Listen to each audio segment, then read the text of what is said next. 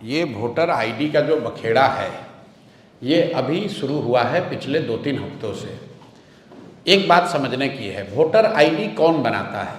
Voter list बनाने की जिम्मेवारी चुनाव आयोग की है, जो एक संवैधानिक संस्था है।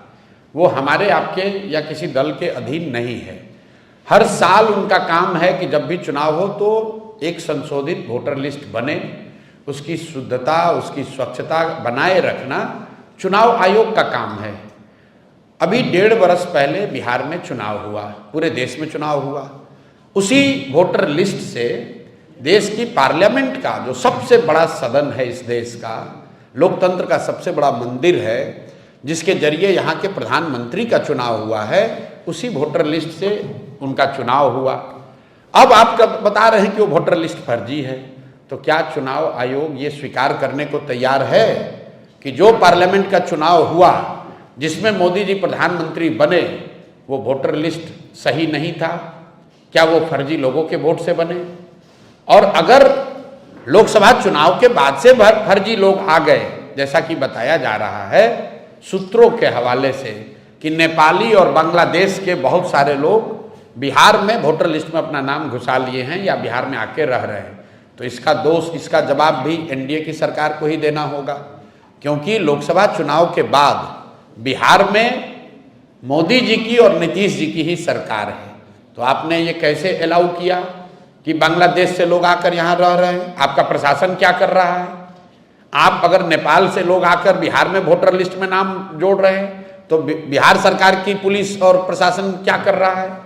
तो भैया किसी भी तरीके से वो आर्ग्यूमेंट देंगे, ये यही साबित होगा कि गलती उनकी है। ये पूरा बखेड़ा इसलिए खड़ा किया गया है कि एनडीए को, सत्तारूढ़ दल को ये डर सता रहा है कि 30-35 बरस के बाद बिहार में लोगों को एक नया रास्ता दिख गया है, और खासकर उन लोगों को जो प्रवासी मजदूर हैं, जो गरीब हैं, जो इस व्यवस्था से के मारे हुए लोग हैं, जिनको इस व्यवस्था और इस भ्रष्टाचार से की वजह से जिनका जीना दूभर है, जो जानते हैं वो कभी भाजपा को, लालू को वोट नहीं देना चाहते हैं, अब लेकिन मजबूरी में देना पड़ता था, उनके सामने एक जनसुराज का नया रास्ता, नया विकल्प मिल गया है। तो अब भाजपा वाले, एनडीए वाले कोशिश कर रहे हैं कि इस तरह के युवा, इस तरह के प्रवासी मजदूर या समाज के वो वर्ग जो भाजपा एनडीए के खिलाफ वोट देने वाले हैं, उनको वोटर लिस्ट के शुद्धता के नाम पर उनको परेशान किया जाए और जहां तक हो सके उसका नाम काटा जाए। मेरा आपके माध्यम से लोगों से एक अपील है, आप घबराइए नहीं, कोई चुनाव आयोग आपका नाम नहीं काट सकता है। सुप्रीम कोर्ट का जजमेंट है, चुनाव आयोग को नागरिकता जांचने और तय करने का कोई अधिकार नहीं है। आप लोग भी ये समाज को जगाइए, बताइए, चुनाव आयोग को नागरिकता तय करने का अधिकार ही नहीं है। वो सिर्फ ये कह सकते हैं कि आप वो डॉक्यूमेंट लाइए जिससे कि वोटर लिस्ट में आपका नाम ऐड किया जा सके। आपका नाम काटना, आपका राशन पानी बंद करना, आपकी सरकारी व्यवस्था से मिलने वाली मदद को बंद करना, ये चुनाव आयोग के अधिकार क्षेत्र के बाहर का बात है।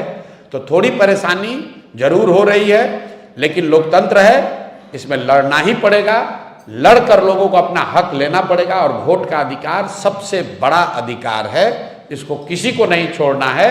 आपके पास अगर कागज नहीं है, लोग आपका नाम काट रहे हैं, आप किसी भी राजनीतिक दल से आपका सरोकार है, जनसुराज अच्छा लगता है तो जनसुराज के पास आइए, दूसरा कोई दल अच्छा लगता है उसके पास जाइए, लेकिन अपना वोट जरूर दीजिए। और देने के लिए जरूरी है कि आप अपना नाम वोटर लिस्ट में अंकित कराइए।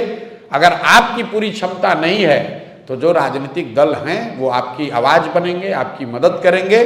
बिहार का हर शहरी, हर नागरिक, उसकी जिम्मेवारी है कि वोटर लिस्ट में उसका नाम रहे, वो वोट करे, ताकि बिहार में लोकतंत्र को जिंदा रखा जाए। और जो भाजपा और एनडीए के लोग चुनाव आयोग के जरिए पिछले दरवाजे से जीत हासिल करना चाहते हैं, उनके मंसूबों को कामयाब नहीं होने दिया जाए।